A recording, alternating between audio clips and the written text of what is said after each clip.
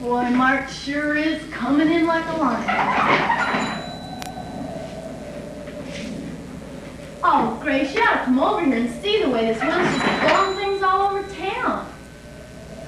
I wonder why I can't get the operator.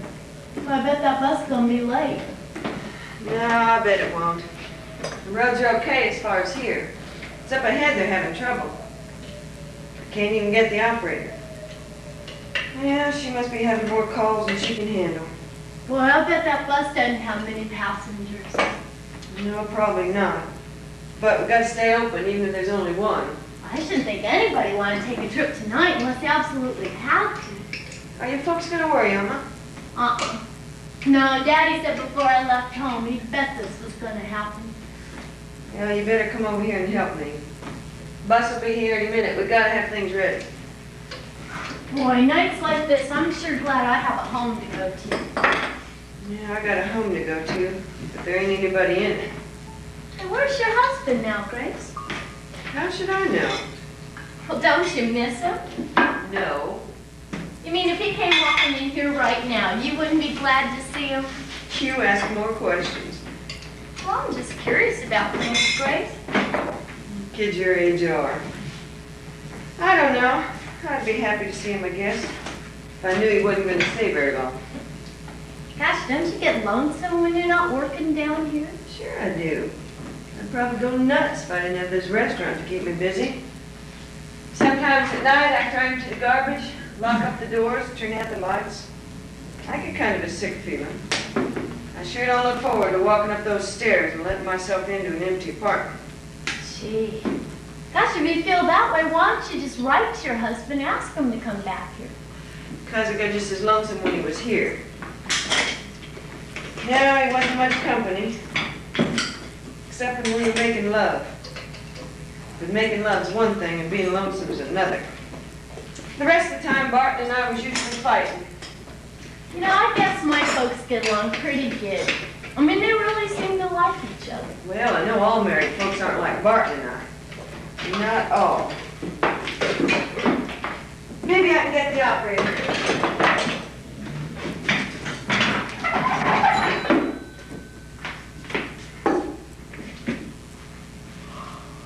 Huh. Quiet as a tomb. I like working here with you, Grace. Do you, honey? Yeah. Well, I'm glad. I sure don't know what I'd do without you. Weekends especially. Boy, I sure dreaded the job at first, though. Why? Thought you wouldn't have time for your boyfriends? Well, maybe you'd have more boyfriends if you didn't make such good grades. Boys feel kind of embarrassed if they feel girls smarter than they are, you know. Well, what am I supposed to do, flunk my courses? No, I should say not. Look, you're a good kid and you got good sense. Well, I wish someone could have reasoned with me when I was your age. But I was a headstrong brat, had to have my own way. Well, I had my own way, all right. Here I am now, a grass widow running a restaurant. You know, I'll probably die in this town and they'll bury me right out by the back house. Crazy. Patty, well. You gals been able to use that phone yet? No, Will, operator doesn't answer. Well, that means all the lines are down. About time for that to pick a bus, ain't it? Yeah, I do now. Yeah, well, you're gonna have to hold them here, don't know how long. Maybe all night for to get them roads cleared up. Oh, I was afraid of that. Well, the highway boys are working on the roads now, and the telephone company's trying to get them lines back up. Well, March has sure come in like a lion. Yeah. Station mine's cold. You gal get any hot coffee? Yeah, Will just went through. Fresh Good. as you could want it. You know, weather like this makes me mad. No, I mean, it just makes me mad. Seems like all the elements have just lost their reason. Well, there's nothing you can do about a wind like that. Well, I guess it's because I'm a sheriff, but I sure like to see things in order. Let the wind blow. I just pray to God it leaves a roof over my head. That's all a person can do. Well, here it is now. Yeah. Ella, honey, Yeah? you better fill some water glasses. And remember, donuts left over from yesterday, but it's okay to serve them. And we got everything for sandwiches except cheese. We ain't got no cheese. You never got cheese, Grace. Never. Well, I guess I'm a little selfish, Will. I don't like cheese. I never think to order for somebody else. Boy, I'm sure glad I'm not traveling that bus tonight. I wonder who's driving tonight. This is Carl's night, isn't it? Yeah, I think it is. Yeah, it is. Now you remember, honey, I always serve Carl. Certainly. Is there a place I can hide? What? There's a man on that bus. I've got to hide. Gee, I don't know. Hey, listen, I'm going to hide in here. If a short, woolly cowboy comes in, you just tell him I disappeared, all right? You can't hide out there. It's cold. You'll freeze your... It's outside. This is just a country town. Well, I can stand anything for 20 minutes. I got news for you. Your bus may be here all night. What? The highway's blocked. You're going to have to stay here till it clears. Honey, what am I going to do? Now, honey, I think I'll go out and tell Carl about the delay. What am I going to do? You know that there's a little hotel right down the street. What do you take me for, a millionaire? What's the trouble, miss? Say, you policeman? No, I'm the local sheriff. Oh, but everybody likes him, really. Now, I ain't asking to have no one arrested. Who said I was going to arrest anybody? What's your trouble? I need protection. For what? There's a man after me. He's a cowboy. Well, where is he? He's on the bus asleep with his buddy. I jumped off that bus the second it stopped to make my getaway, but there's no place to get away to. He's going to be here any minute now. You meet him on that bus? No, I met him in Kansas City. See, I come from, I work at the Blue Dragon nightclub down by the Stockyards, and he came there with the annual rodeo, and he and the rest of the cowboys come there every night. Every night they beat this pig fight, my boss ain't going back next year. He followed you on that bus, huh? No, he's put me on it. I'm being abducted. Abducted.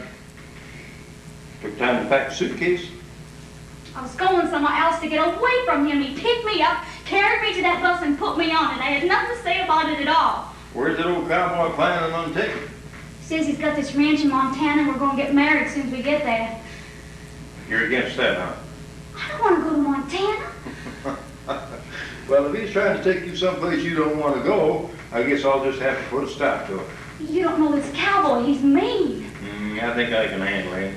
I'm going to be around here most of the night, so if anything comes up, I'll take care of it. You don't have to worry with Will here. Will's very respected around these parts. You know, he's never even lost a fight. Alma, you know I lost a fight once. Well, Grace always said you were invincible. There ain't nobody that's invincible. Now, everybody got to learn that, the sooner the better. Now, a good man's got to know what it is to get licked. And as soon as he finds that out, he's better off for it. You know, this is going to be trouble. I can feel it in my bones. Patty, This castle hath a pleasant seat. Hey, honey, can I have this behind the counter so he won't seize it when he gets in? I ain't going to tell him I'm going to Montana with him. He's just going to have to bring it until that bus pulls out and finds that ain't on it. That's the only thing I know to do. well, you really needn't worry with Will here. Think so? Kind of looks like Moses, don't he? Oh, he is a very religious man. Would you believe it? Will's a deacon in a congregational church. My folks is holy rollers. Really? Give me a cup of coffee, please. Hey, Carl, you bring this wind with you? No, Will, it brought me. Aren't you the comedian? Yeah, the wind's doing 90 miles an hour, the bus is doing 20. What's your guess about the roads, Will? Well, the highway boy said it'd be 4 or 5 more hours. Telephone line's down, So too. we're working on that now. Right, well, I understand we are still in the state of Kansas. Is that right? Well, what do you mean still? You've been in the state of Kansas about a half hour now. I don't understand. I was told when we left Kansas City, you had to get across the state line immediately. You was kind of anxious to get across that state line, too, wasn't you, Jack? Whatever do you mean, sir? Nothing. Anyway, you cross the state line now. Kansas City's in Missouri. Are you joking? No, I'm not joking. There's a Kansas City, Kansas, too. You got on in Kansas City, Missouri. That's the trouble with you Easterners. You don't know a damn thing about any of the country west of the Hudson River. Come now, don't scold. Let me take the cup for you, Carl. When you warm at the stove. Nymph in thy orisons be all my sins remembered. I'm sorry, bus is held up. Ooh, is that a nice way to greet me? What? After my loving greeting, all you can think of to so sweetly say is, I'm sorry your bus is held up. Thank you, dear. But I'm not. I would much rather sit here looking into the innocent blue of your eyes than to continue riding on that monotonous bus. Don't you have to get somewhere? Well, I have a ticket in my pocket for Denver, but I don't have to get there. I don't have to get anywhere. I travel around from town to town just to prove to myself I'm free. Bus probably won't get into Denver for a whole nother day. Oh, well, what is our next stop? Topeka, Topeka. Oh, that's where the famous hospital is, isn't it? the miniature clinic. Yeah, it's a very famous place. Excuse me. Lots of movie stars go there for nervous breakdowns and things. Does the town offer anything else in the way of diversion? It's the capital of Kansas. Oh, of course. It's almost as big as Kansas City. They have a museum there and a university. Oh, and sometimes they have symphonies and concerts.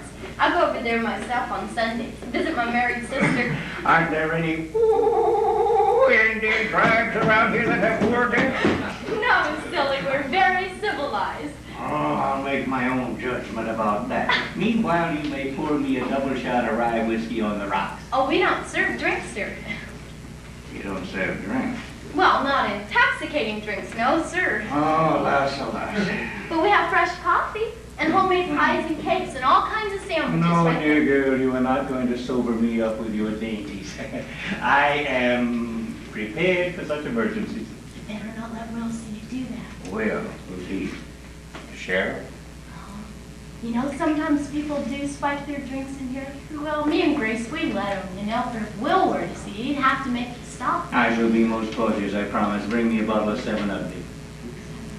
Hey, Carl, I sure don't envy you having to drive around on a night like this. Yeah, Will and March is coming in like a lion, ain't he? And all the passengers you had on the bus? No, there's a couple crazy cowboys rolled up on the back seat. I thought I woke them up. I guess I didn't. Don't you think you should bring them in now? No, I don't. Just soon leave them right where they're at. One of them's a real troublemaker. You know the kind. It's his first time on the land. He's just wild as a bronco. Been on the make with a little blonde here. I know, she was telling me. Yeah, well, I had half a mind to put him off the bus. You know me, I say there's a time and there's a place for everything, Will. Mm-hmm. Yeah. But that bus might get snowbound any minute. Well, I'll go wake him up in a minute. Just give me a little bit of time here, boy. All right. Hey, Grace. I think this is about the first time that you and I ever had more than 20 minutes together, ain't it? So what? Well, you know, I'm going to be here most of the night. I thought it might be nice to have a little apartment to go to, you know, somewhere I could sit down and put my feet up. Just listen to some nice music and have a couple beers with a nice-looking woman. Someone just about like yourself, Grace. Well, now, that wouldn't be a hint or anything. Well, now, you got an apartment like that? Yes, I do. But I never told you about it. Say, did that Henri Dobson fellow tell you I had an apartment over the restaurant? Dobson? Yeah. Dobson. I don't seem to remember anybody by the name of Oh, Dobson, come Grace. on. You know him better than I do. Now, he comes through here twice a week on the Southwest bus. He told me you and he meet in Topeka sometimes. You pay for town. Dobson. Oh, yeah, Burn Dobson. Well, sure. Prince of a fella, Grace. A prince of a fella. Now, if he's been gabbing to you about my apartment, I can tell you he's only been up there once. Now, he came in here with his hand cut, and I took him up there to bandage it. That's the only time he's ever been up there, on my word of honor. Grace, Burn Dobson speaks very highly of you. Very highly. Well, he better. Well, he does. Now, what are you gonna have? Oh, well, I'll make it a ham and cheese on rye. We ain't got no cheese. know what happened? The mice get it? None of your voice. All right, just make it a ham on rye. Oh, Carl, we ain't got no rye. Yeah. I can vouch for that, sir. I just ordered rye myself and was refused. Look, mister, don't you think you ought to lay off that stuff till you get home and meet the little missus? Missus, did you say? I have no missus, sir. I'm free. I can travel the universe with no one to await my arrival anywhere. I'm free. Oh, boy. That's all I get on my bus. The drunks and the hoodlums. How's for a whole week? All right, make it a whole week. Good. Yes, I'm free. My third and last wife deserted me several years ago for a ball player. Your third wife? Yes, my third. Getting married is a careless habit I seem to have fallen into. Someday, really, though, I must give it all up. But she was so pretty, blonde, like this young lady here. Southern, too, a pretender to be. However, she was nicer than the others when we parted. She didn't care about money. All she wanted to do was to find new marital bliss with her ball play. So I didn't have to pay her any alimony as if I could. Oh, my second wife. She was a different type entirely. Oh, she was very pretty, too. I always exercised the most excellent taste, if not the best judgment. She was a student of mine when I was teaching at an Eastern university. Yes. Alas, she sued me for the divorce on the grounds that I was incontinent and always drunk. So I didn't have a chance to resign that position. But then... Excuse me, how much them donuts over there? I'll give you a special price. 2 for a nickel? All right. That time of year thou mayest in me behold when yellow leaves or none or few do hang upon those boughs. Cold out there. Here you go. Here you go. Here. Keep change. Thank you. Gosh, do you honestly work in a nightclub?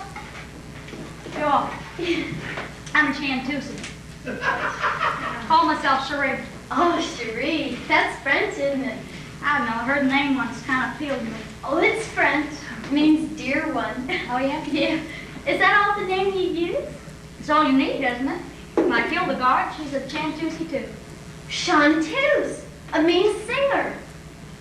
How come you know so much? Oh, well, I'm taking French in high school. Are you? Yeah. That's nice. Come on, sit down. Really? Sure, why not? Come on. Okay. I never got as far as high school myself. Did you? I was the oldest girl in the family after my sister Violet ran away. I got 2 sisters, both younger than me, and 5 brothers, most of them older. Boy, were they mean.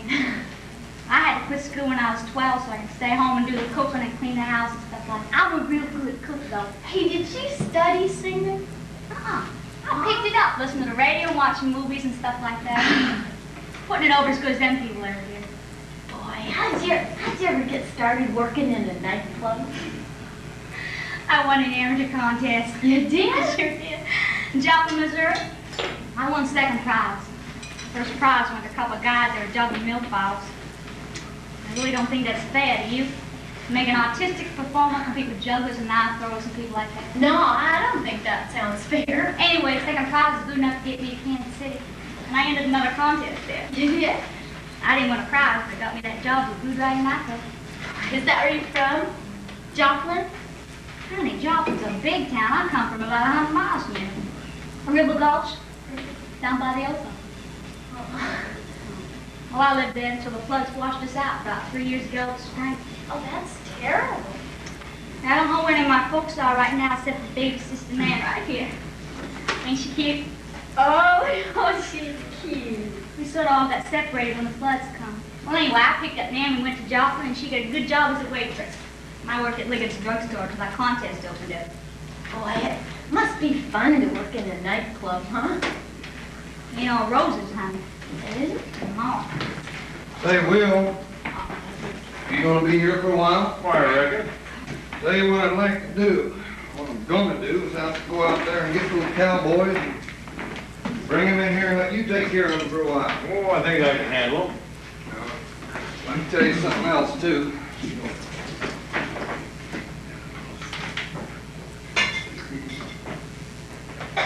Well, I'll be jiggered. You might want to keep an eye on them. Well, ain't you coming back, Carl? Doggone it, to tell you the truth, Will, I get so stiff sitting at that bus all day, I just thought I'd go out for a nice long walk. In a blizzard like this, are you crazy? No, that's just the kind of fella that I am, Will. I like to go for long walks in the rain and the snow. It freshens a fella up. You know, sometimes I'll go out and I'll walk for hours. You do, huh? Yeah, for hours. I'll see you later, Will. Yeah. Hey, Grace, Yeah. what do you think of a fella taking a walk on a night like this? Oh, it's good for one, Will. It really is. Hey, listen, honey. He said he was going to go out there and wake him up. Now, don't let on say anything about him, all right? Oh, I won't. Cross my heart. Shall I compare thee to a summer's day? Thou art more lovely and more temperate. Rough winds do shake the darling buds of May, and summer's lease hath all too short a day. Oh, that is one of my favorite sonnets. It is! Do you read Shakespeare? Oh, well, I studied them in school in English class. Oh, I just love those sonnets, though. I memorized some of them myself. I used to know them all by heart, and many of Master Shakespeare's plays I could recite in their entirety. I often did for the entertainment and annoyance of my friends. Oh, and you know what? What? I memorized the balcony scene from Romeo and Juliet. This boy in class played Romeo. We put it on for convocation one I day. wish I could have been there to see. Oh, Where I went to school, we didn't read no Shakespeare until the 9th grade. Everyone, the whole 9th grade read Julius Caesar. I only got stars the 8th. But I seen a movie, though, with Marlon Brando. I sure do like that, Marlon Brando. Madam, where is thy lock and lock? I don't understand anything you're saying, but I love the way you say it. Well, I understand everything I say, but privately I despise the way I say it. That's cute. I had a nice friend once who recited poetry. Whatever could have happened to her? I don't know, left town, I guess. His name is Everett Brubaker. Mm. He sold used cars at Carnation Wyandotte. He had this lovely Pontiac with a top down. He sure talked nice. No nicer than the others. Others? I meet all fellas where I work. Blue Dragon nightclub. Oh, yeah. Down by the stock. Mhm. You hear that, huh? No, but I deeply regret the fact. Oh, you're just saying that. No spit. Oh, yes, you are. An educated man like you wouldn't have no need for a Blue Dragon nightclub. Cut. They let me go. I don't know where they are. But anyway, the younger ones that fall out of the woodwork. Hey, why didn't somebody wake us up? The inversion might have frozen to death out there. Hey, shut the door. Hey, Cherry, how come you get off the bus without letting me know, honey? Is that any way to treat the man you're going to marry? Shut the door, cowboy. That ain't no way to treat a fella, Cherry. Slip off the bus like you want to get rid of him, maybe. Come in here and eat by yourself. I thought we was going to have some little snack together, honey. Sometimes I don't understand you, Cherry. If I had a time, boy, don't call me Cherry. Well, I can't say it like you do. What's the matter with Cherry? It's embarrassing. Cowboy, will you have the common courtesy to shut that door? Why? What's the matter with you, mister? You afraid of a little fresh air? Boy, you ought to breathe real deep and get your lungs full of it. That's the trouble with you city folk. You get soft. Well, this here is the sheriff. Well, supposing he is a sheriff. What's that matter to me? That don't give me no right to insult my manners, does it?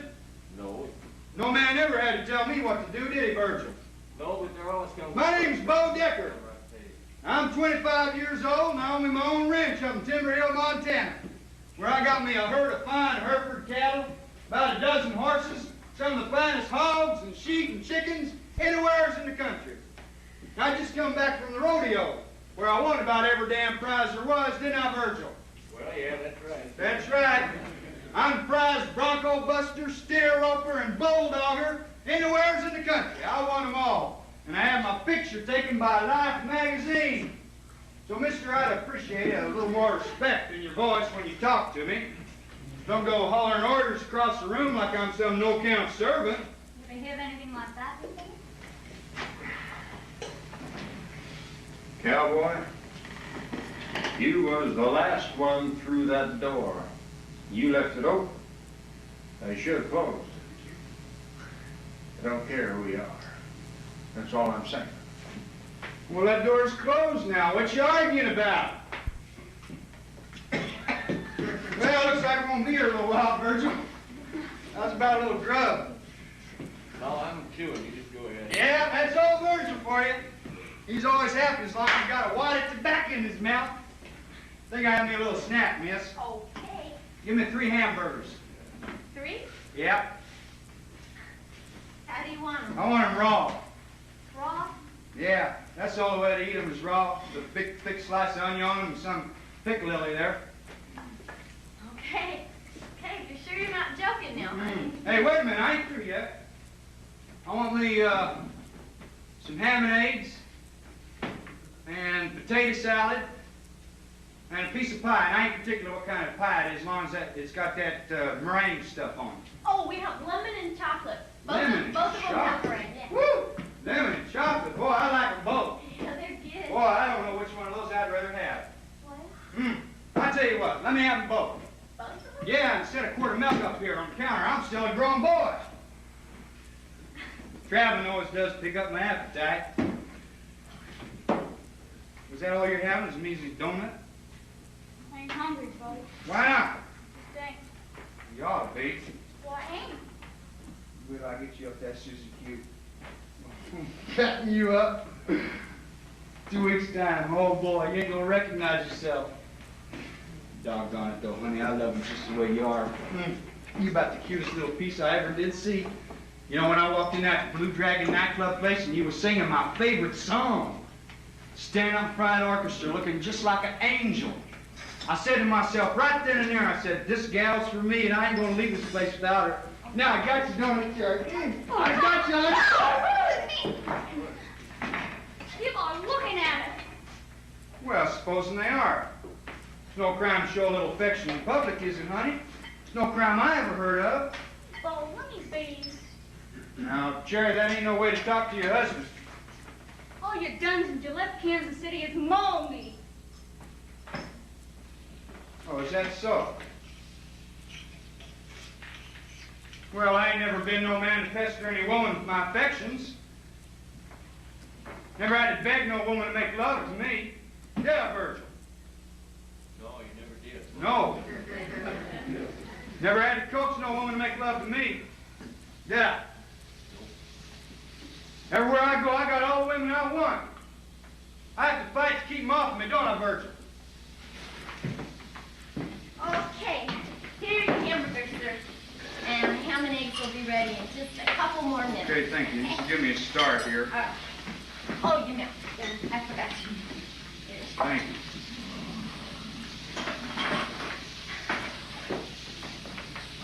Yeah, my honey, I've got the darndest headache. Oh, Grace, I'm You think you could look after things a while? Sure. I think the only thing that can do me any good is to go upstairs and lay down. It's the only thing that can do me any good at all. Oh.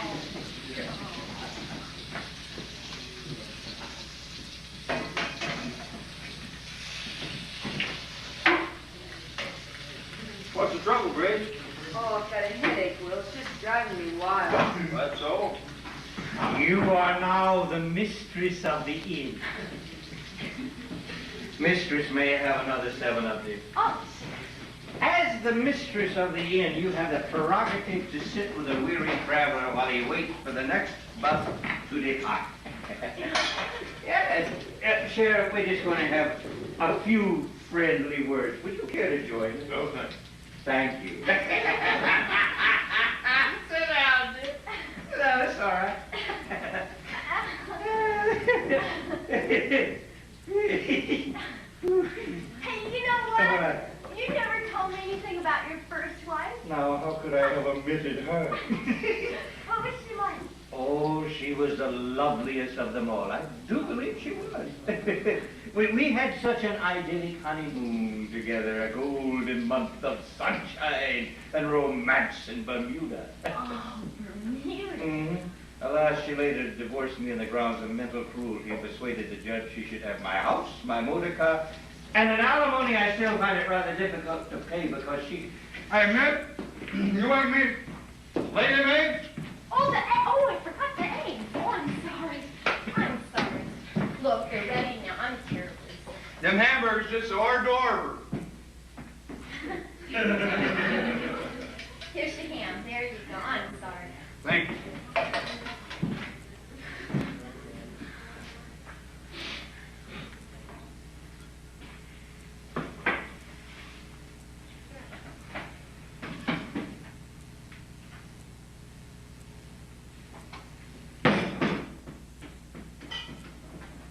Jerry?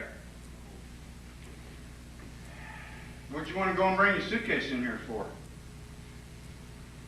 I'm asking you a civil question, honey. What'd you want to go and bring your suitcase in here for? Tell me. Bo, don't you come near me. I want to know what that suitcase is doing behind the counter. What was you trying to do, fool me? Did you plan to get away from me? Is that what you've been sitting here planning to do? Now you tell me, Cherry, I want an answer out of you. What have you been sitting here planning to do to me? Hands off me! Leave that little lady alone, cowboy. Now, mister, you ain't got no right interfering with me and my fiancée. Well, maybe she's your fiancée and maybe she's not. You're not going to abuse her while I'm around, you understand that? Abuse her?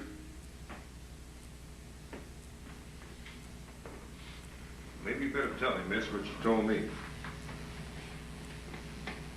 What's this critter trying to say here, Cherry? Better tell me, miss. Oh, don't you get mad. I'll get mad if I want to. Now, I want to know what you two got planned here. I want to go to Montana and marry you, Bo. You do, too. No, I don't. Anyways, I promised you, honey, you're going to come to like it in time.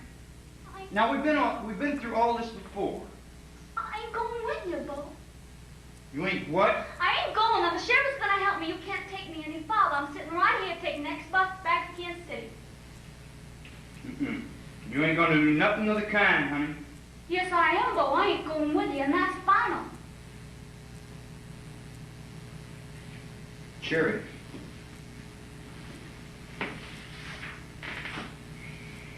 You and me we was familiar with each other, honey. That don't mean you gotta marry me now, Bo. Well, I ought to take you across my knee and blister your little butt. Now, mister, you can't pay no attention to what women folks say because they don't know their own minds, and they never did. You're going to follow me back up to Timber Hill and you're going to marry up. You just don't think you like it now because you ain't never been there before. And the whole idea is strange to you. But you're going to get over them feelings. No time at all, you're going to be as happy as a little mud hen. I ain't taking no for an answer. By God, you're going to come along with me. Now, you're not going to take her any place that she doesn't want to go. Mister, this ain't no business of yours. Well, it's my business when you ask me for protection. Is that right, Cherry? You went to the sheriff here asking for protection? I guess I did. Why? What do you need protection for from a man who says he wants to marry you? Because why? I said I loved you, didn't I? Oh, you did. All right, you see there, I told her I loved her. And I want to marry her. Now, you're going to stand here and tell me with a world full of crazy people out there running around trying to kill each other that you ain't got nothing better to do than keep me from it? Well, maybe you forgot one really important fact, cowboy. All right, you're so smart, why don't you just tell me what it is I forgot? Well, maybe you overlooked the fact that that little lady there doesn't love you.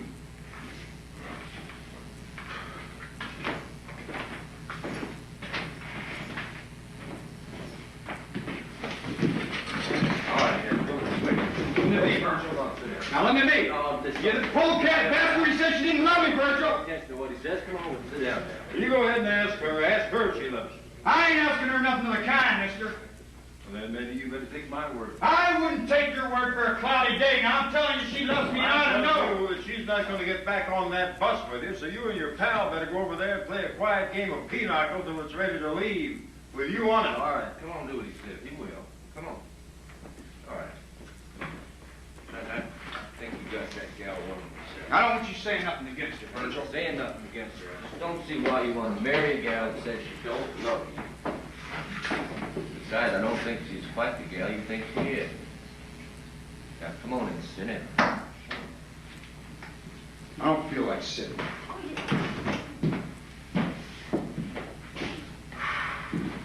Excuse me. What do you think I ought to do with the ham and eggs? Well, could you keep him warm? Because he'll eat all that stuff up in a minute now.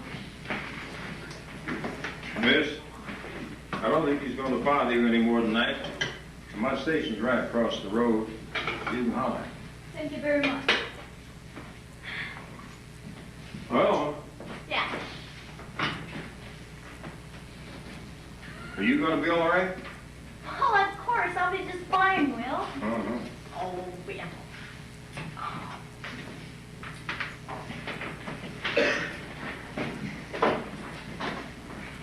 be gone long. Okay, Bill, bye-bye now.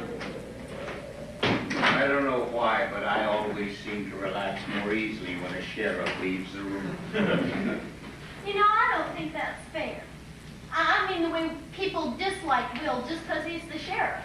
But don't you see, my dear, this Mr. Will, your friend, stands as the symbol of authority. Yeah. The most dreaded figure of our time.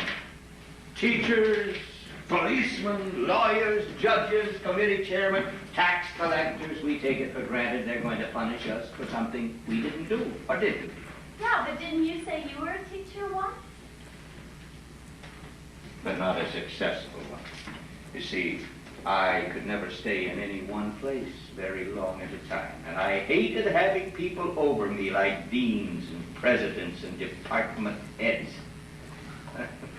I never was a man who could take orders from anyone without feeling resentment. Right or wrong, I have always insisted on having my own way.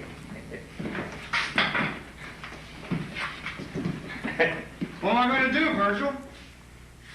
Oh, you gotta quit depending on me so much. I don't know what to tell you to do.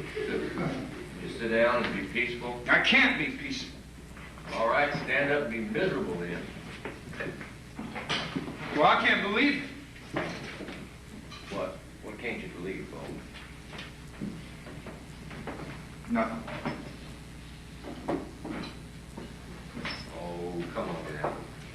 Look, if you've got something on your chest, it's best if you get it off. What is it? Come on. I just never realized that a gal might not love me.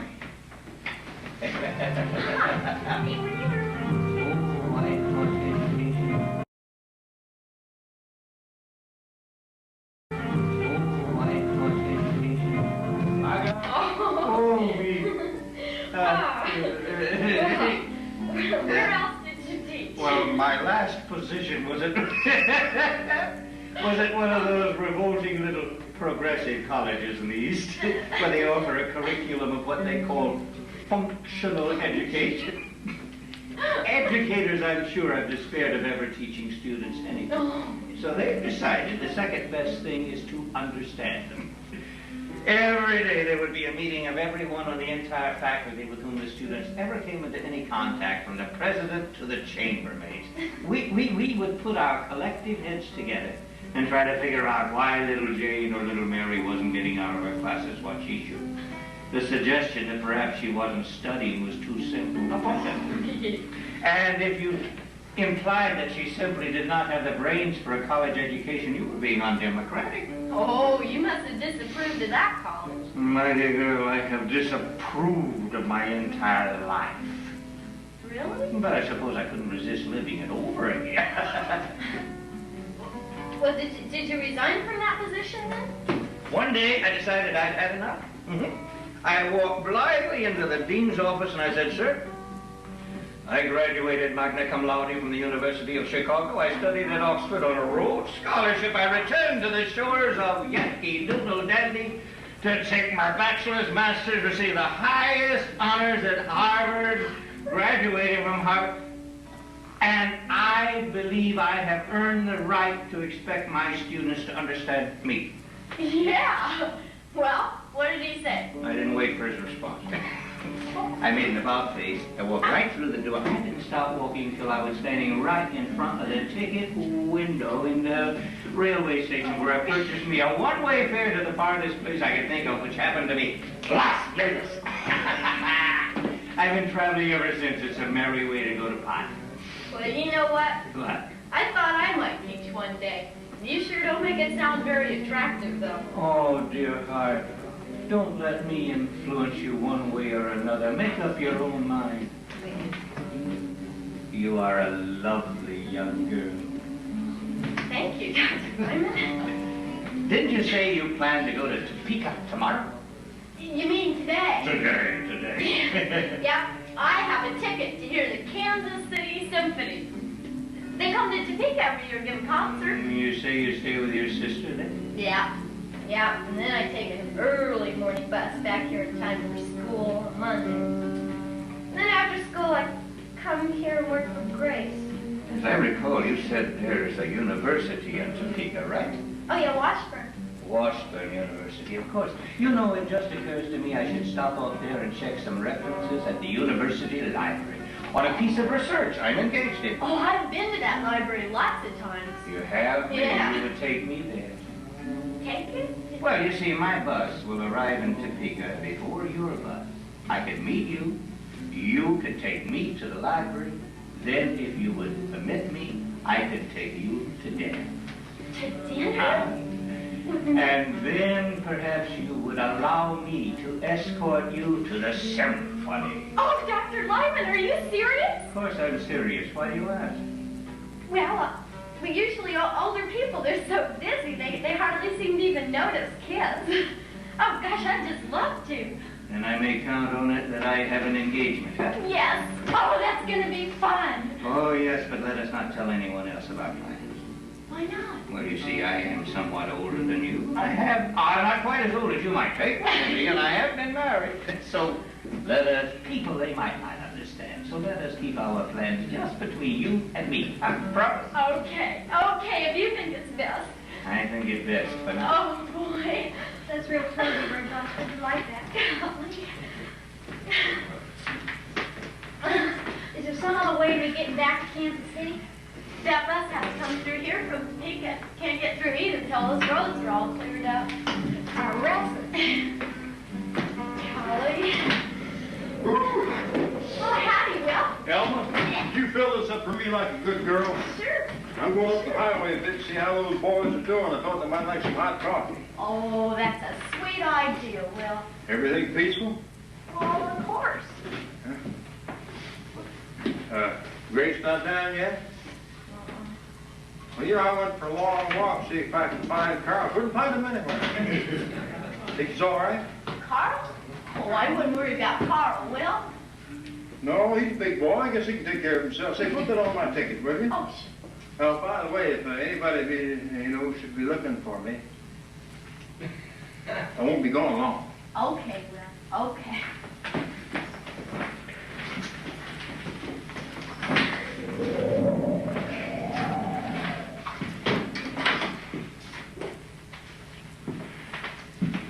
Thanks, Sheriff. If it wasn't for him, I could carry right now and I'd take her. Yeah, but where would you take her? There's a justice of the peace right down the road there. You can see a sign from the window. You can't do that. You can't force no gal to marry against her will. Besides, that sheriff's a stern man. He's liable to shoot you.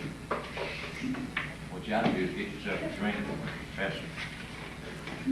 No, I never did drink. I ain't gonna let no woman drive me to it. No, you don't. You don't smoke or even chew, do you? You fall back on when things are going wrong. Virgil, I hate to sound like some pitiable weakling of a man. There have been times in the last few months when I've been so lonesome I don't know what to do with myself. Oh, you know it ain't wrong to feel that way. Why, you feel lonesome too? Well, I had some bad romance and I just decided I want to take getting lonesome for granted. Wish I could do that, but I can't.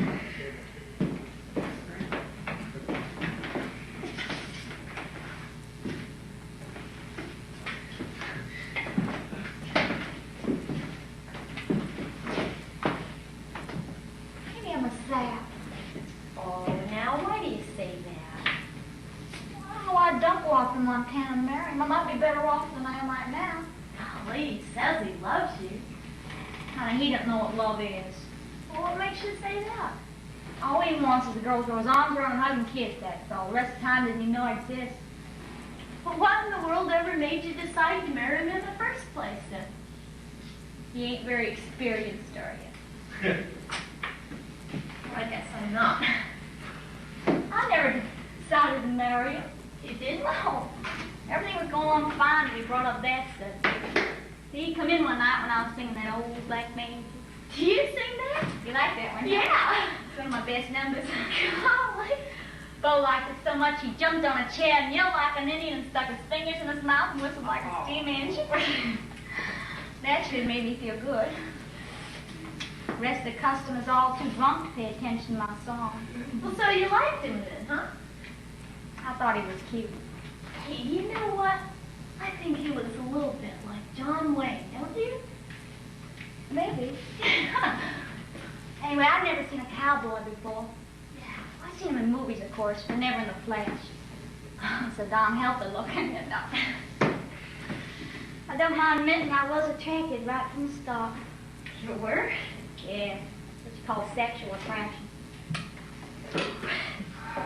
Well, anyway, the very next morning he wakes up hollering, "Yippee, we're getting married."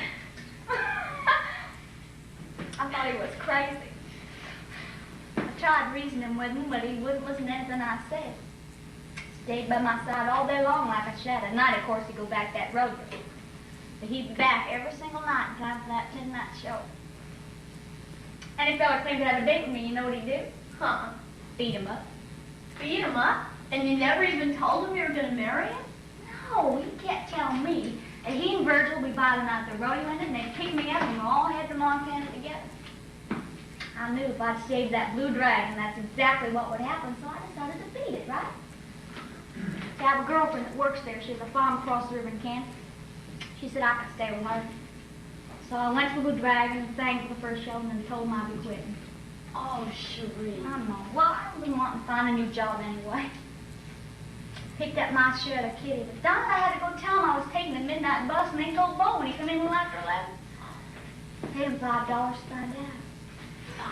$5? Went to the bus station, hadn't even got my ticket when here come Bo and Birch.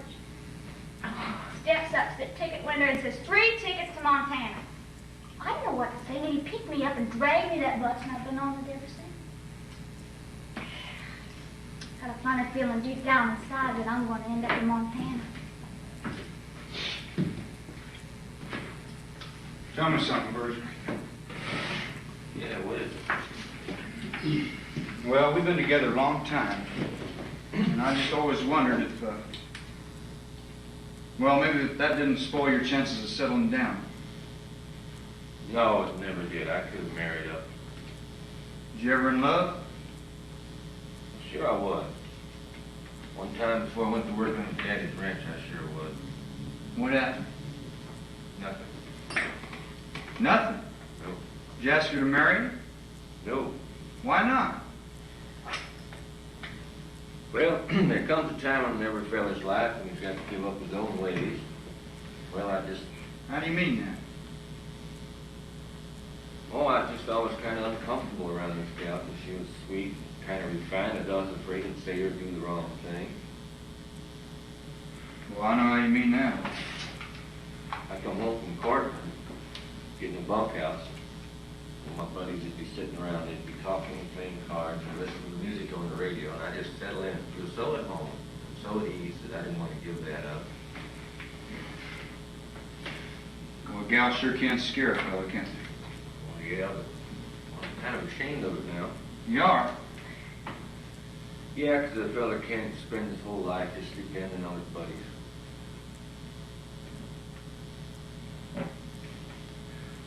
Why don't she like me, Virgil? Well, Now, I want you to tell me the truth. well, maybe you don't go about it right. All right, what'd I do wrong?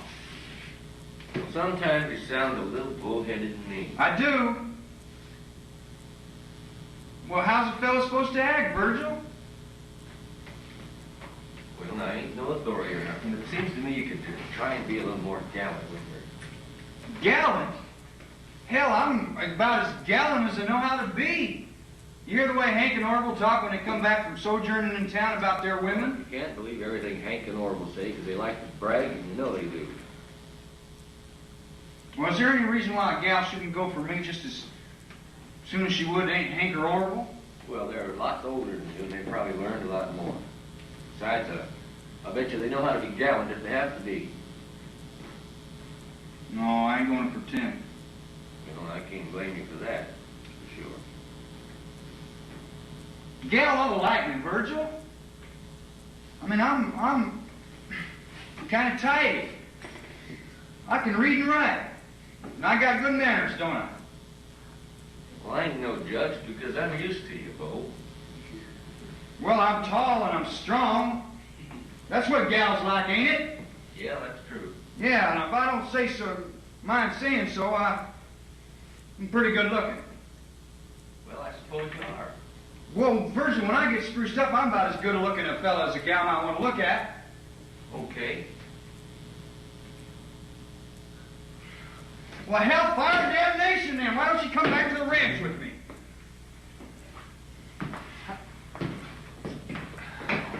Cherie, if you only loved him. That solved everything, wouldn't it? But I don't. I just can't see myself going to some godforsaken ranch in Montana. See nothing but him and a lot of cows. No, if you don't love him, it'd sure be lonely up there. I'm beginning to seriously wonder if the kind of love I have in mind. Hey, what's that like? I don't know. I'm only 19, but I've been going with guys since I was 14. 14? Honey, I almost married a cousin of mine when I was 14, but Pappy wouldn't have it. Golly, I've never heard anybody get married so young. Down in the Ozarks, we don't waste much time. Anyway, I'm real glad I didn't marry Cousin Malcolm anyway. He turned out real bad, just like Pappy predicted, but I sure was crazy, though, about him at the time. Been losing my fool head about some guy ever since. And Bo's the first one ever wanting to marry me next to my cousin. Well, actually, I want to get married and raise a family and all that, but Haven't you ever been in love? maybe I have and I didn't know it. That's what I mean. Maybe I don't even know what love is. I just feel no matter how crazy I are about some guy. It's hard to put in words, you know. But you gotta feel that he respects you, you know. Oh, I should think so. I want a guy I can look up to and respect. But I don't want him to browbeat me. I don't want him to be nice and sweet. But I don't want him to treat me like a baby either. I just feel whoever I marry has to have a heart of God for me, aside from all that loving and sex stuff. You know what I mean? Well, yeah, I think I know what you mean. Well, Cherie, now what are you going to do when you get back to Kansas City? I don't know. Well, there's a hillbilly station there, probably get a job on it. And if not, I can always work at Lakes or Walgreens or something. And after that, I'll probably get married. Someone I love or don't. Oh. Who might have keep insisting I'm going to fall in love? You know, you hear about love all the time when you're a kid, you know? And you just take it for granted that it exists. And you're just going to have to find out for yourself that it don't, honey. Maybe people are just too afraid to tell you about it. No. Maybe you're right, but I sure hope not. You know, I sure hate to go up that cold powder room, but I can't put it off any longer. Excuse me.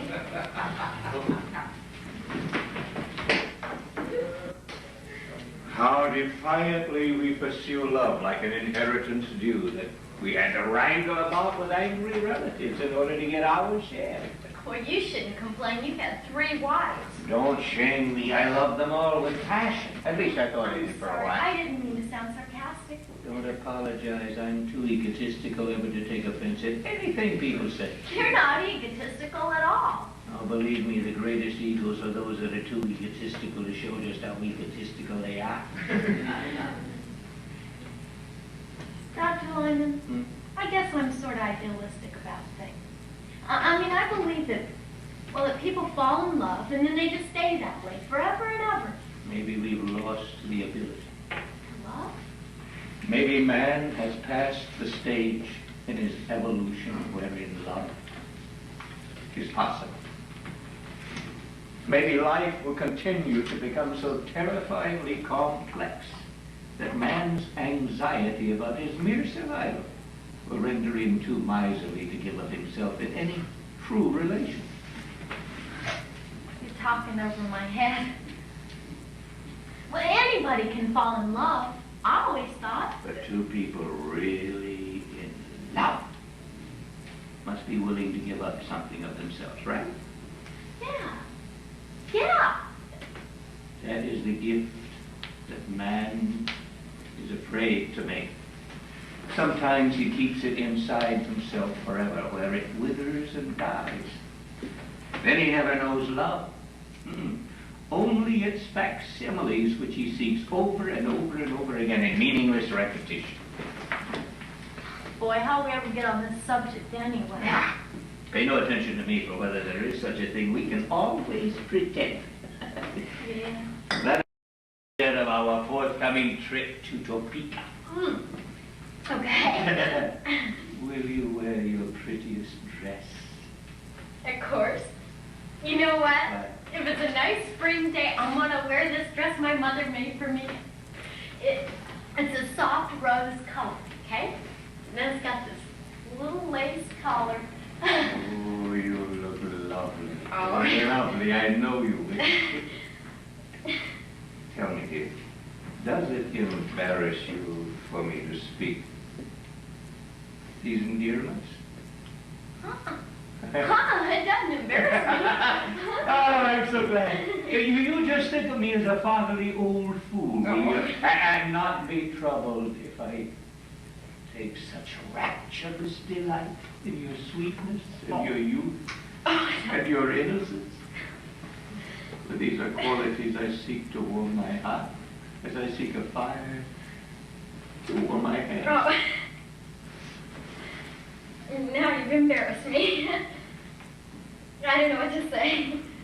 Well, don't say anything, or just nudge me and I'll speak endlessly of the most trivial matters. You're cold out there.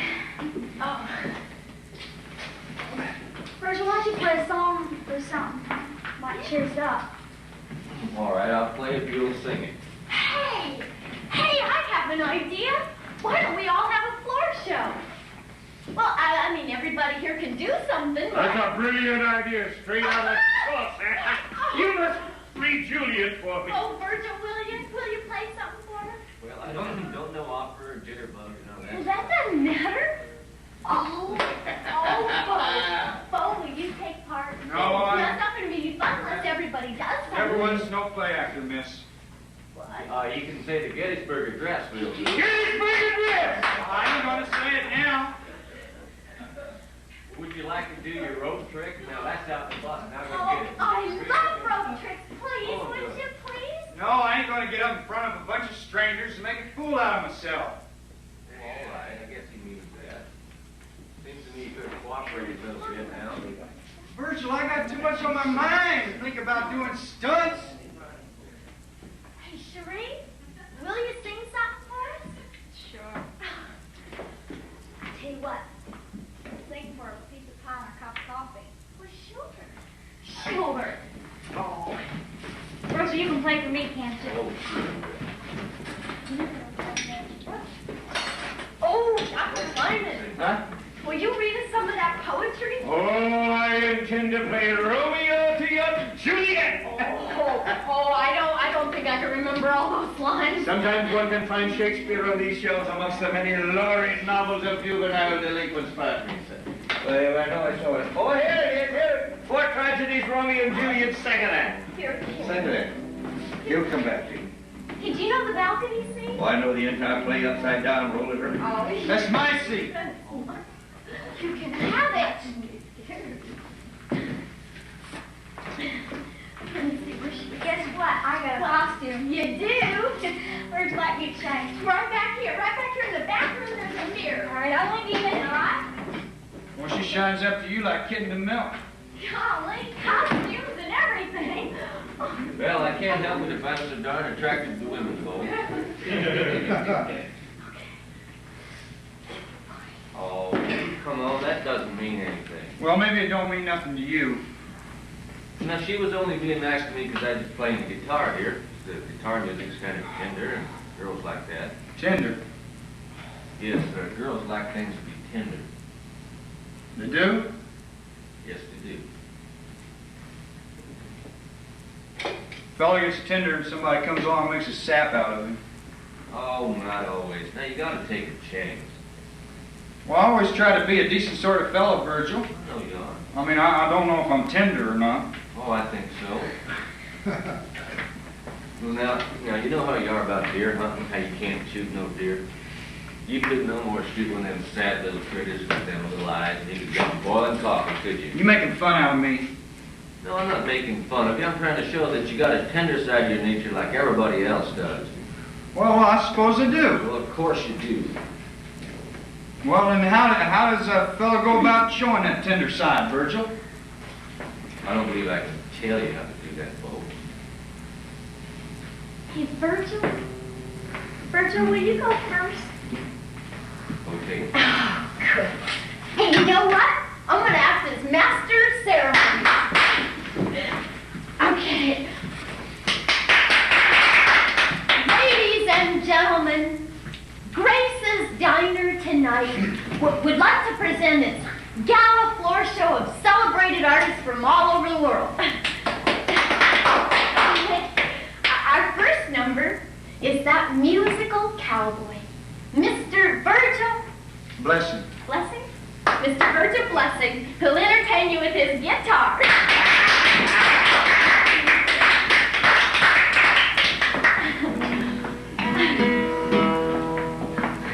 Well, all around the water tank, waiting for a train, 1,000 miles away from home, sleeping in the rain. Walked up to the brakeman, give him a line of talk.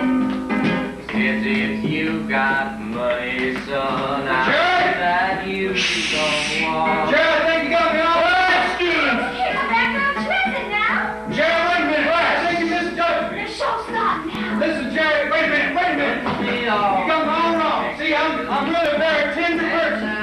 You just don't know. See, I'm so tender-hearted that I couldn't shoot them little deer with them soft eyeballs anywhere in jumping that coffin there. Ask Virgil. I'm interested. Great. No, I ain't. Come over and talk while everybody's singing over there.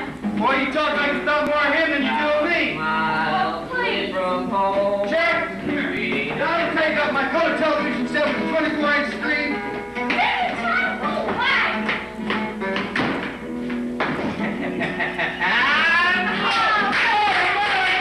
Now you do your thing, that's enough. Oh, Virgil, that was just... Oh, let she cares how tender I am. Well, are you ready? Oh, I consider myself so. Okay. Okay. Oh, Virgil. Virgil, will you act as our prompter? Well, all right. All I have to do is just look at the book. I don't know if I remember all these lines. You just watch it. Just watch it. Right in there. Long on it? Yeah. What are these folks going to do here? Hey, what are we going to use as a balcony? That presents a mountable problem. Juliet, William Shakespeare. Shakespeare. If this is the stage and you are a marvelous Juliet, there's the audience. Romeo, Oh. very good lover. Yeah, You you gotta know. pick something up. But I'm ready. Soft what light through yonder window breaks. It is the east, and Juliet is the sun, they rise. Okay. Fair sun. Okay. Okay. Ladies and gentlemen, you are about to witness a play in the balcony scene from Romeo and Juliet. Romeo. Hang on, my partner. dang it. And I'll be playing Juliet. Yay! My name is Emma Duckworth. Also, the scene takes place in the orchard of the Capulet's house in Verona, Italy. Oh, and this is the balcony here.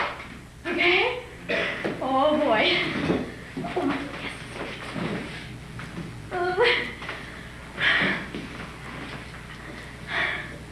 Okay? Okay. Oh. He just scars that never felt a wound. Oh, Soft what light through yonder winter breaks. It is the eastern Juliet is the sun. Oh, Romeo, Romeo, Arise, wherefore art thou, fair Romeo? sun, Deny thy father Julian, this moon. and refuse thy name, or if thou wilt not be but scorn my love, and I'll no longer be a Capulet.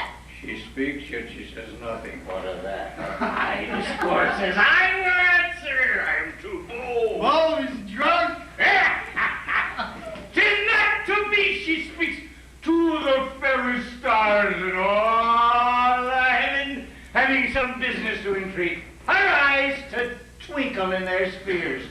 return. I Oh, speak again, bright angel, thou art glorious to this night. Before my head as is a winged messenger of heaven unto the white upturned wandering eyes of mortals, that fall back to gaze on him as he bestrides the lazy pacing clouds and dives on the breast sails of the bosom of the air.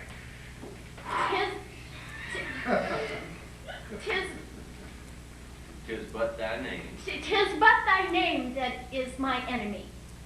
Thou art thyself, though, not a Montague. What's a Montague? It's not hand, nor foot, nor arm, nor face, nor any other part belonging to a man. Oh, be some other name.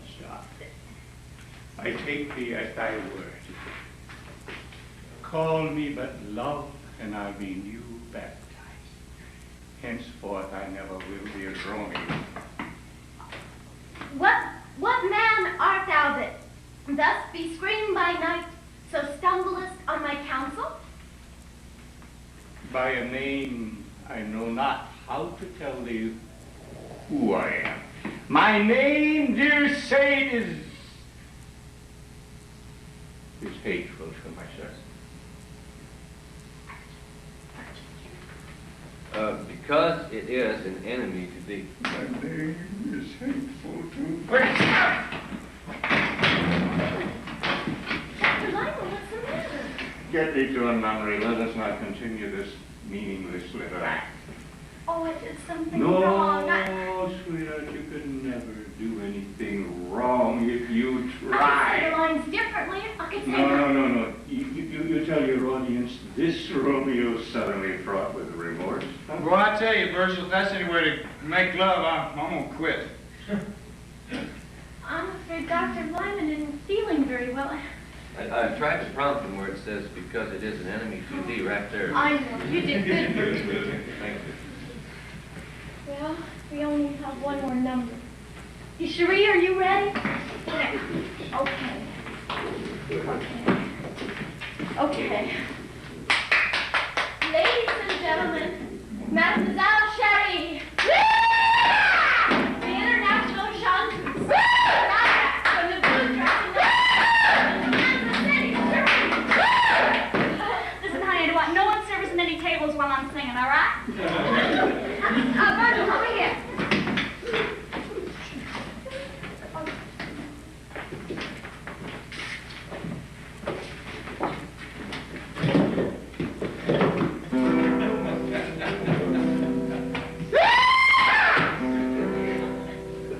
Old black magic has me in a spell. That old black magic that you weave well. Those icy fingers up and down the spine. That same old witchcraft when your eyes meet mine. That same Hey, old she doing it, Virgil? when I feel inside. And Whoa, dance look at down, that. down up That's the only reason I'm in the rodeo. down into Well, I made up my mind I'm gonna give me a girl. round and round. I ain't gonna take no for an answer. Everything I ever wanted in this life, I went out and I got. You haven't got the man that's God gave a monkey. Sure. If I was a man, I'd be delivered daylight strike, and someday some man's gonna do that, and I hope I'm there to see it. Oh,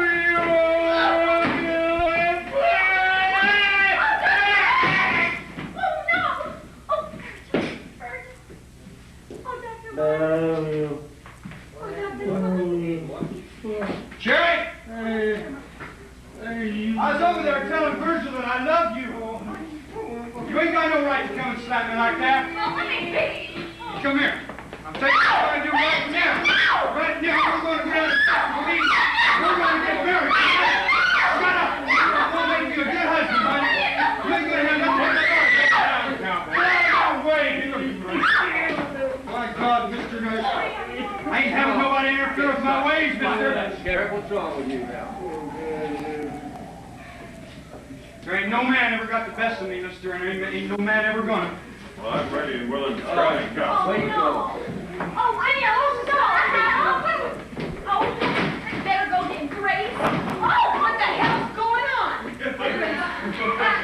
They're fighting in Kansas City. So suddenly, Honey, are you in any trouble with anybody here? Boy, I'll put my money on Will Masters anytime. Look at that cowboy, he's green. Oh, I don't think I'll He's just swinging out wild. Green cowboy! Come on, Will. Oh, come on. Will! Give him the old uppercut! Come on, Will! Oh, what? Cowboy's down. Oh, no. Yeah? Will's putting handcuffs on him right now. Oh, Will give him first aid. He always does. He had it coming, didn't he? Boy, I'm glad they got it settled outside. I remember the last time there was a fight here. I had to put in a new window. Oh. It takes strong men and women to love. People strong enough inside themselves to love without humiliation. People big enough to grow their love and live inside a whole wide dimension. People brave enough to bear the responsibility of being loved and not fear it as a burden. I never had the generosity to love. I was too weak. I thought the gift would somehow lessen me. Wrong. Wrong? I'm disgusted. Dr. Lyman, Don't you ever bother with a foolish old man like me. you're not a foolish old man. The nicest man I've ever known in my entire life. I'm pleased. Oh, I'm flattered. But you're young. In a few years, you will turn from a girl into a woman. A woman. You could only pity me for I'm a child. Drunken, unruly child. Have nothing in my heart for a true woman. Oh, Dr. Lyman. Dr. Lyman, let me get you something to make you feel better. I shall seek the icy comfort of the restaurant. What's the matter? Oh, Grace.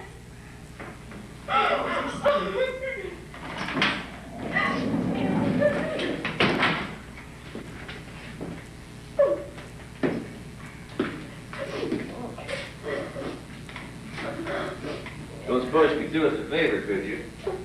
Sheriff says if you don't hold no charges on Cole, then he'll let him out of jail and get on that bus and go home. So he can come back here and stop mauling me again. No, he ain't gonna do that no more, I promise you that. You promise? How about him? Oh, I think you can trust him now. So I thought, nothing doing. Grabs a hold of a woman and kisses her like he was Napoleon or something.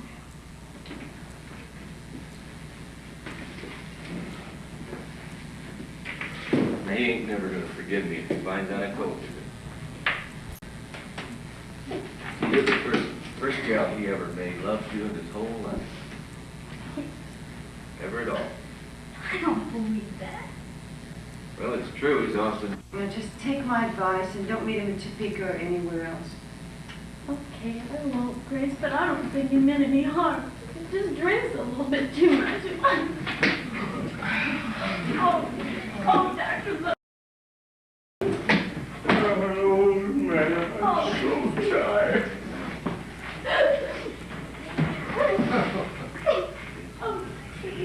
Elma, honey, just let him sleep it off. It's all you can do. Grace, crying out loud, and puking all over the back house. Oh, God! Come on, Bertha, let's go. Oh, no, thank you, because I really think it's right. If you kick me, just to get him out of jail, I'll never forgive you. I'm not kidding.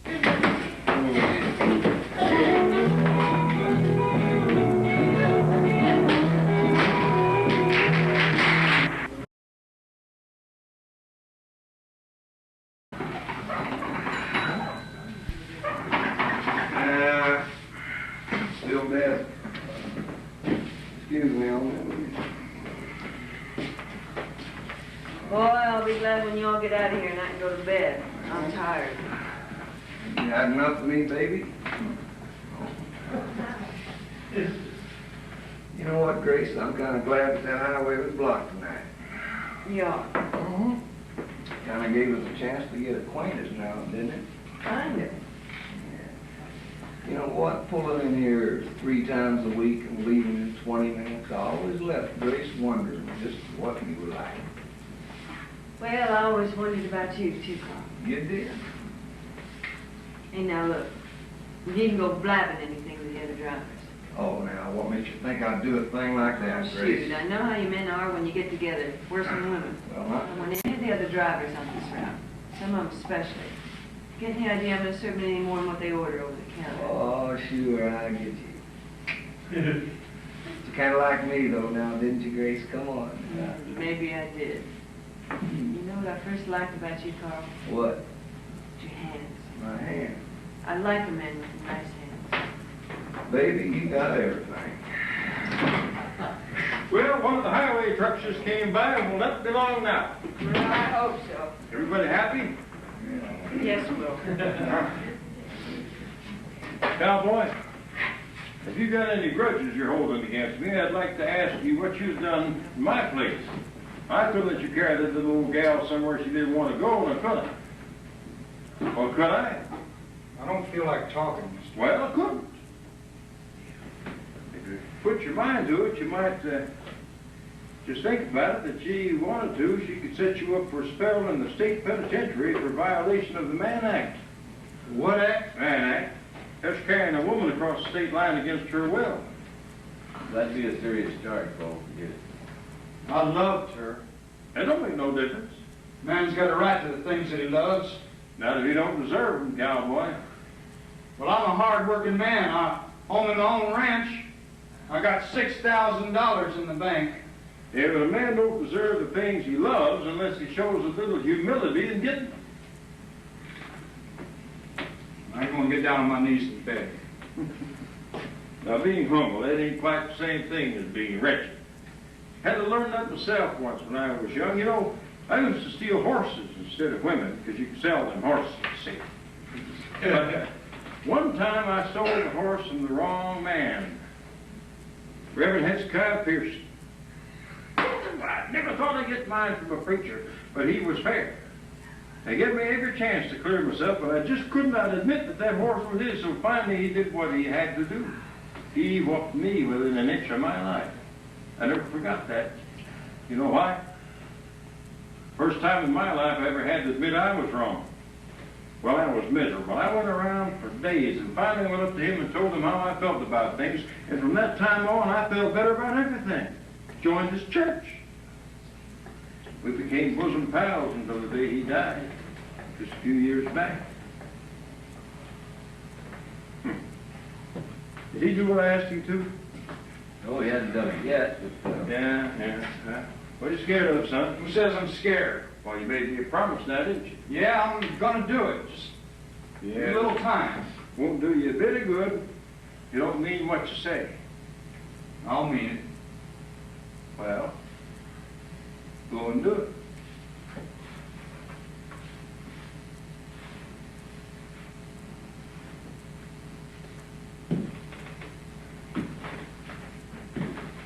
Miss, I'd like to apologize. What for? Causing such a commotion. Oh, you needn't apologize to me, cowboy. I like a good fight. You're welcome back to Grace's Diner anytime. I mean it, anytime. Thank you. I must have acted like a hoodlum, and I apologize. Oh, that's all right. Hey, you know what? I'm just sorry we never got to see your rope tricks. They wouldn't much. I gotta wake up the professor here and apologize to him? No, you can forget the profession.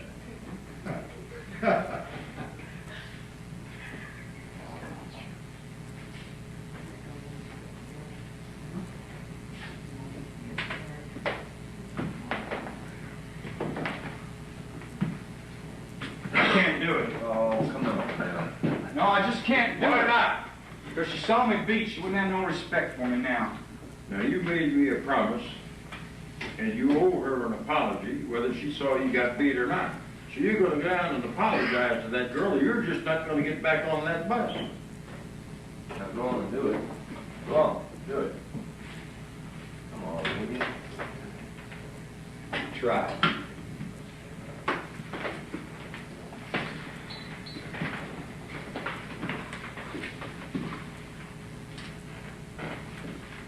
Sure is.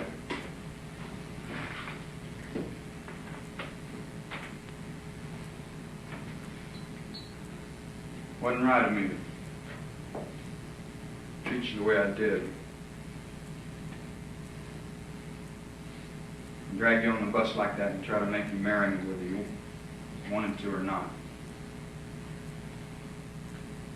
Think you could ever forgive me? Guess I've been treated worse in my life, Bo. Well, I got you here, and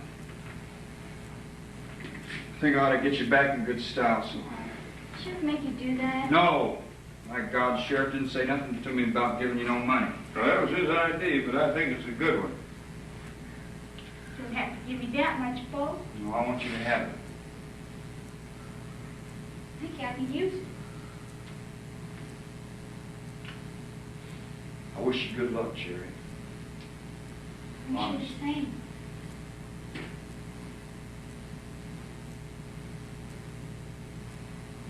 Well, there's more to be said, I guess. So long. Well, now, that wasn't so bad, was it? Rather fall down a well than do that again.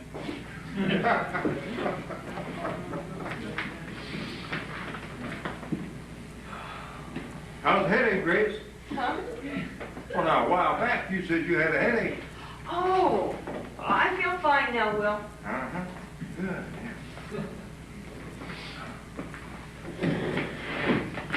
Have a nice walk, Carl.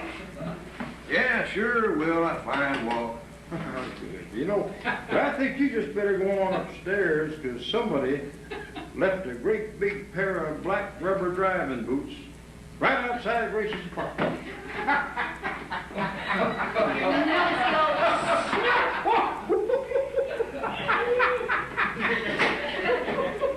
I'll have a cup of coffee with them, no less.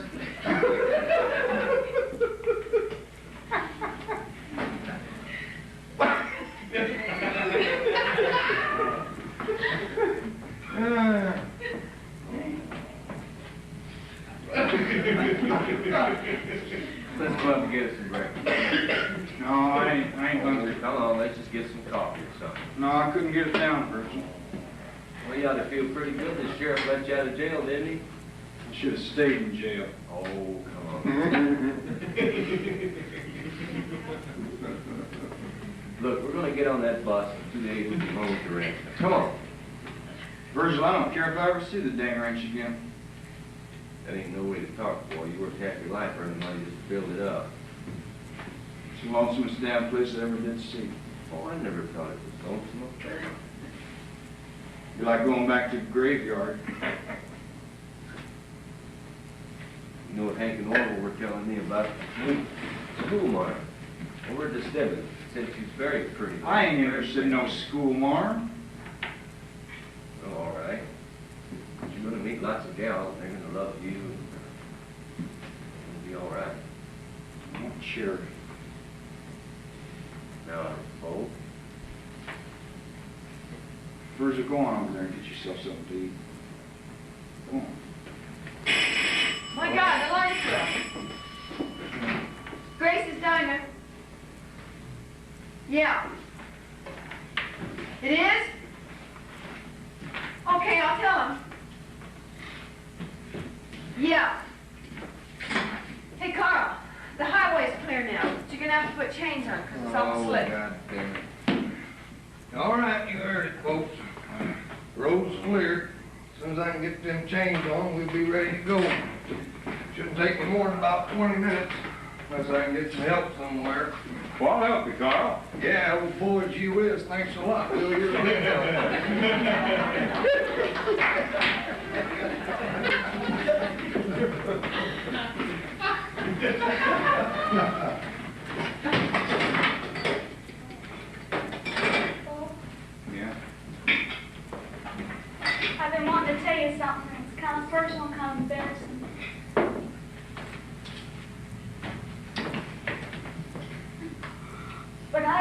kind of gal you thought I was, Bo. What do you mean, Cherry? Guess some folks might say I led a wicked life, and I guess I have. What are you trying to tell me? You know when you found me the Blue Dragon? I just took it for granted you knew I had other boyfriends before you. Yeah. Uh-huh. Quite a few. First you tried to tell me that, but I wouldn't believe you. You see, Bo, I ain't the kind of gal you want at all.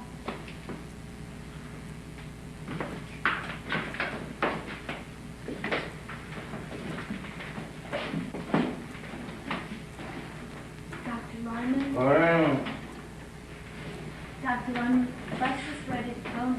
oh, dear girl, what a sweet awakening. How are you feeling, Oh, Dr. that's Lyman? not a polite question. How long have I been asleep? Oh, a couple hours. You know, nature sometimes blesses me with a total blackout. I seem to remember absolutely nothing after we started our performance. How were we? Oh, you were marvelous. I had that cup of black coffee you were trying to push on me last Oh, night. Dr. Lyman, can I get you something to eat? Oh, nothing to eat. You ought to eat something. Must I? Make you feel better. Very well. For your sweet sake, I'll have 2 3-minute eggs toast. Okay. But that's for you, dear. That's for you.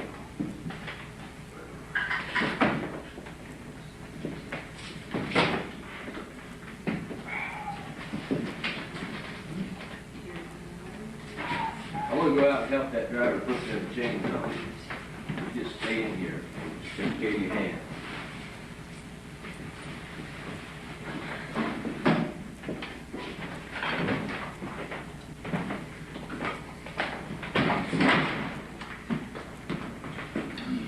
Cherry? Would I be molesting you if I said something?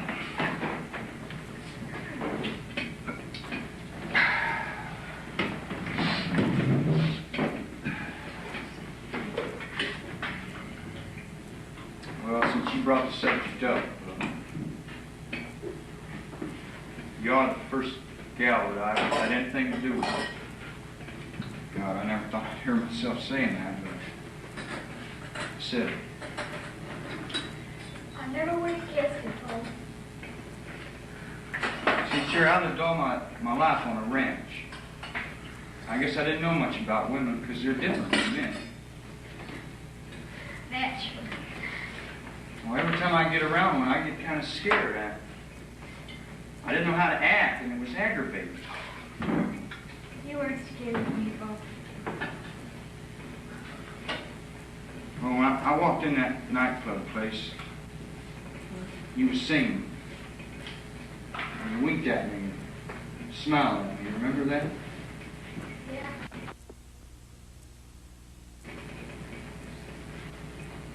No gal ever done that to me before. I took it for granted. You was just singing your songs for me. Oh, you did it, trap me. Well, anyway, you're so pretty, standing up there. You seem so warm-hearted and everything. I thought I could love you. And I want you to know that I did. Oh, did you really think you loved me? Cherry, I couldn't be familiar with some gal I didn't love.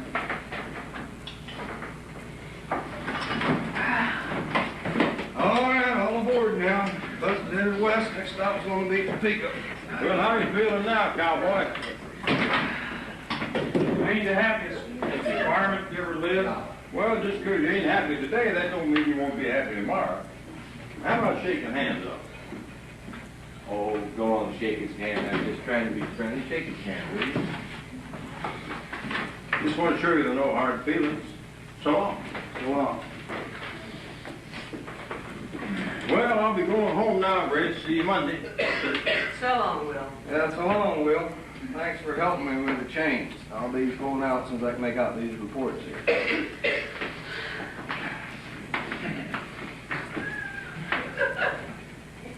Montana ain't such a bad place, miss.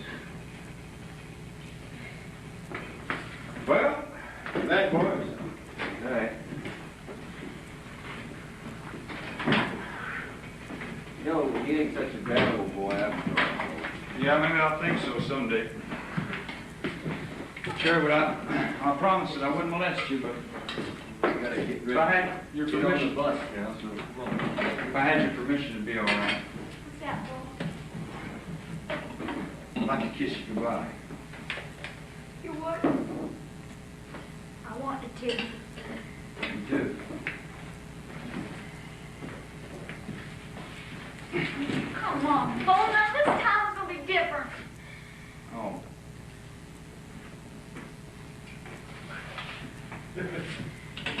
Huh?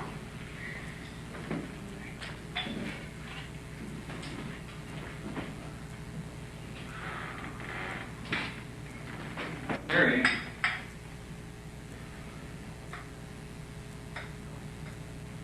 It don't look like he's molesting her now.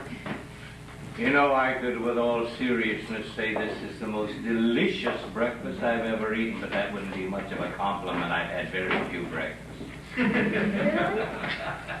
You know, it's my favorite meal. It is? Good, that's why you're such a pretty girl. Dear girl.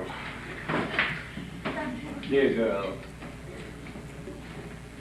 Let us not continue our little charade into Topeka. You don't want to go traipsing over the streets of the state's capital with an old reprobate like me. Whatever you say, Dr. Lynn. I shall continue on my way to Denver. I'm sure that's best. Dr. Lyman, I've sure enjoyed knowing you, Doc. Thank you. You know, sometimes it does one's heart so much good to know he's doing the right thing. I wonder I don't choose to always. What do you mean? Oh, I was just rambling. However, while I'm in the vicinity of Topeka, I think I'll just mosey into that hospital and seek some advice. The clinic? Hmm? You know what? Sometimes there are patients that come in here. They look perfectly all right to me. Friends have been hinting for quite a while I should get myself analyzed. I don't know whether they had my best interest at heart or their own. Well, Dr. Lyman, I don't see anything the matter with you. Young people never do. However, dear heart, you were the loveliest Juliet since Miss J. Cobb. Thank you, Dr. Lyman. Dr. Lyman. Dr. Lyman, it's been an honor to know you. You're the smartest man I've ever known in my whole life. Smart? You are. Oh yes, I'm terribly smart. Wouldn't it have been nice to have been intelligent?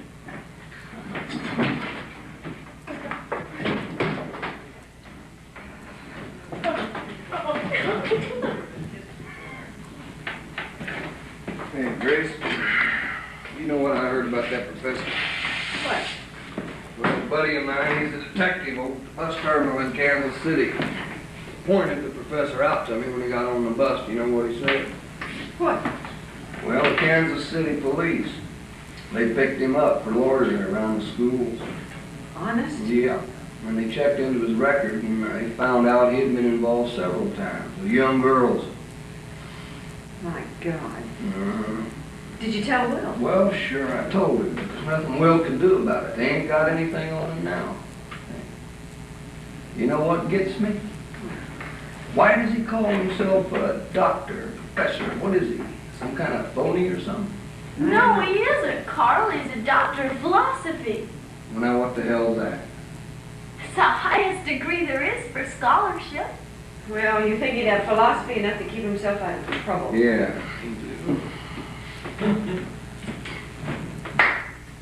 Well, now, you sorry to see me go, baby? No. I told you I'm tired. You know what, Grace? Sometimes I get to thinking, just what the hell to is marriage? Doggone, I mean, you got to go to bed with the same woman every night. You get up in the morning, you got to look at her and put up with her bad dispositions. And also, this way suits me just fine. Well, I got no complaints either. Incidentally, Carl, are you married? Married? Who the hell told you that, Grace? Told you I was married? I'll see you day after tomorrow. All right. You know, Grace, you just might be surprised now what can happen in 20 minutes. All right, all aboard now. Let's go. Come on. Bust it head west. Very helpful.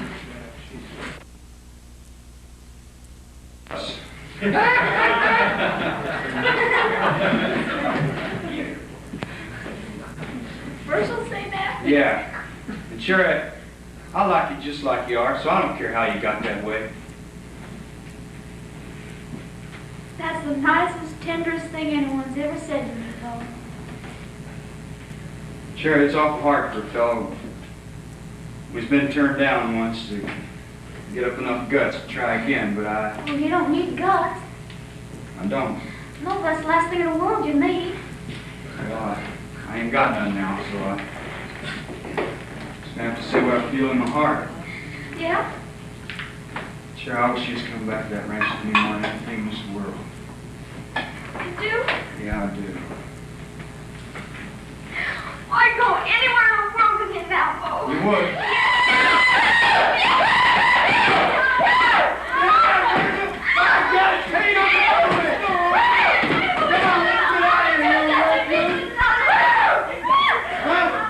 Hey, what? Well, now, wait a minute. Well, you ain't going with me? No, I'm doing the right thing. What do you know about that? Well, it's the right thing. Boy, it's just one blamed catastrophe after another. Well, I've been thinking about this other job, and Steve's mighty fine. I'm going to be tending cattle, and I meant to tell you about the slip of mine. Virgil, I can't believe you'd leave your old sidekick like this. You're joking, buddy. No, I ain't joking. Oh, but son. Virgil, I sure wish you'd come. I liked you forever like bald head. Yeah, now you see there?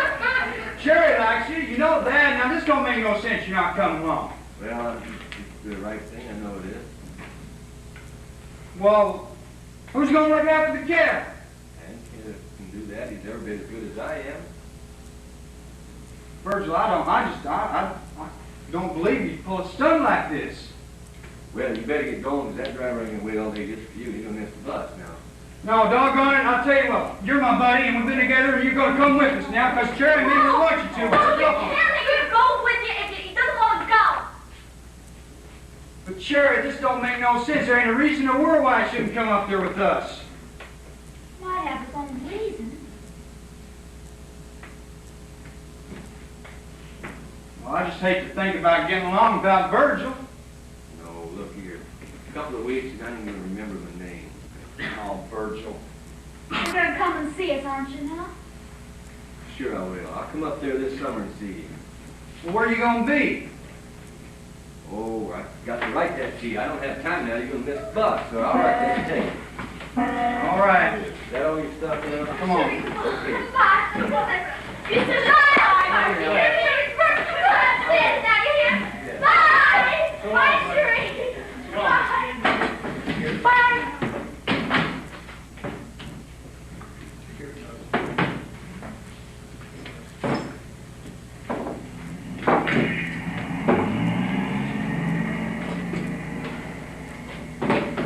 Well, mister, we gotta close this place up now. Bellman ain't gonna get any rest. We won't be open again till 8 o'clock when the day girl comes home. Next bus through is to Albuquerque, 8:45.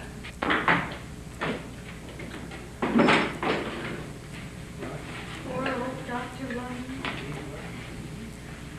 Say, did you hear what Carl told me about that guy? What did Carl have to say?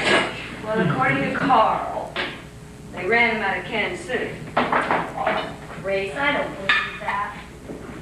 Honey, Carl got it straight from the detective at the bus terminal.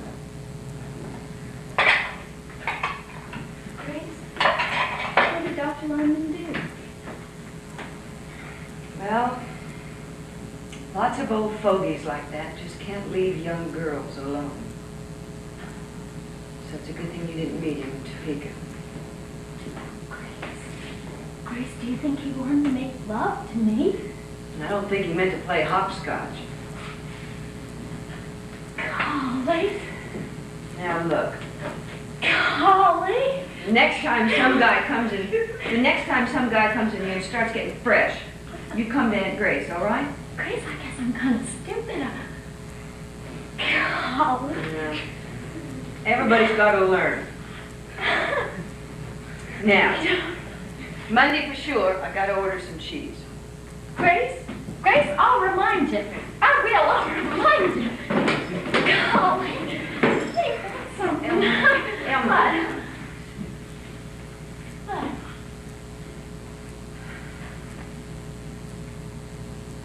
I could just kill Will Masters for saying anything about Carl and me. I didn't want you to know. Oh, Grace, there isn't any reason why I shouldn't know. I mean, I don't want to be a baby forever. No, of course you don't. But you're still a kid. And I don't want to go around setting any examples or anything. Now, you think you can overlook it? Yeah. Oh. Because I'm a restless sort of woman. Every now and then I gotta have myself a man just to keep from getting grouchy. Grace, it is none of my business.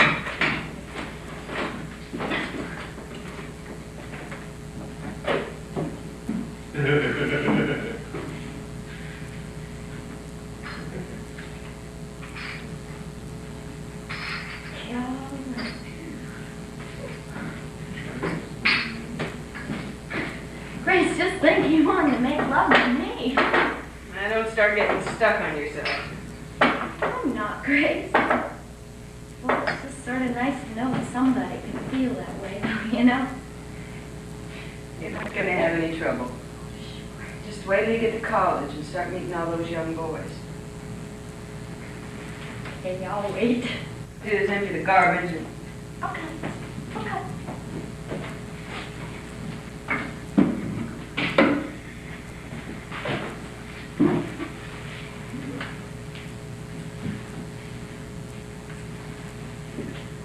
Well, good night, Grace. I'll see you on Monday, okay? Good night.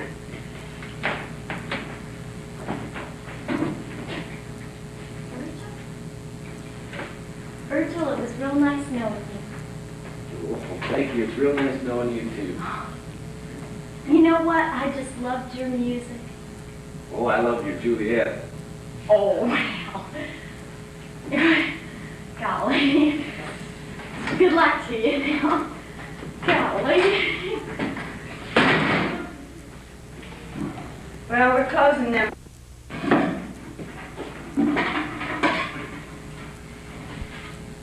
Is there some warm place that I could stay until that bus leaves 8:05 in the morning? Well, now the police station's closed. I don't know where you can go. Unless you want to take a chance to wake up the man that runs the hotel. No, thank you. I don't want to start any trouble. Nothing like that. Well, there's a bus back to Kansas City in a few minutes. I'll put the sign out and it'll stop. No, Stan's going back to Kansas City. No, I'm sorry then, mister. You just left out in the cold. Well, that's just what happens to some people.